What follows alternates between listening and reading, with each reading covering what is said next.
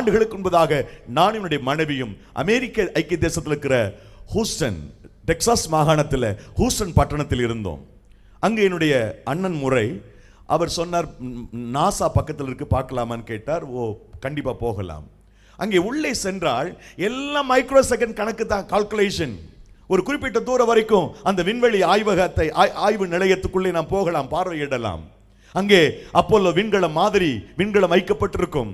அந்த கால்குலேஷன் அதெல்லாம் அந்த வெளியிலிருந்து பார்க்க முடியும். அவர்கள் ஒவ்வொரு மைக்ரோ செகண்ட் கணக்கில் வச்சிருக்கிறாங்க. அதனாலதான் அமெரிக்க ஐக்கிய தேசத்தினுடைய நாசா, பென்டகன் இவர்கள் உலகத்திலே சிறந்த ஆய்வாளர்களாக இருக்கிறார்கள். நிறைய அச்சீவ் பண்றாங்க விண்வெளி ஆராய்ச்சியில. இதெல்லாம் உலகத்தில் இருக்கின்ற காரியங்கள். தேவனுடைய மக்கள், கர்த்தருடைய பிள்ளைகள், நாம் அப்படி காலத்தை வரையறுத்து வைக்கிறோமா? காலத்தினுடைய அவசியத்தை, காலத்தினுடைய முக்கியத்துவத்தை நாம் அறிந்திருக்கிறோமா? சற்று யோசித்து பாருங்கள். ஆகவேதான் பவுலடிகள் மிக அழகாய் சொல்லுகிறான், அன்பு பிள்ளைகளே, நாட்கள் பொல்லாதவைகளானதால் காலத்தை பிரயோஜனப்படுத்துங்கள். உங்களுக்கு ஆண்டவர் தந்திருக்கிற இந்த காலங்களை பயன்படுத்துங்கள், பயனுள்ளதாக மாற்றுங்கள்.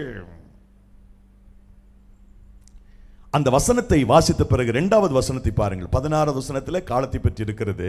17வது வசனத்தில் என்ன வாசிக்கின்றோம்? நீங்கள் மதியற்றவர்களாயிராமல்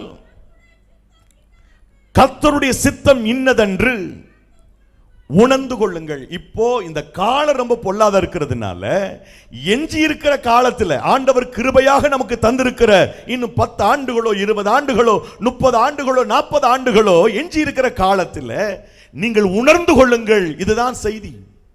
என்ன உணர்ந்து கொள்ளுங்கள்? தேவனுடைய சித்தத்தின்படி தான் வாழ்கிறேனா? என்னுடைய வாழ்க்கை, என்னுடைய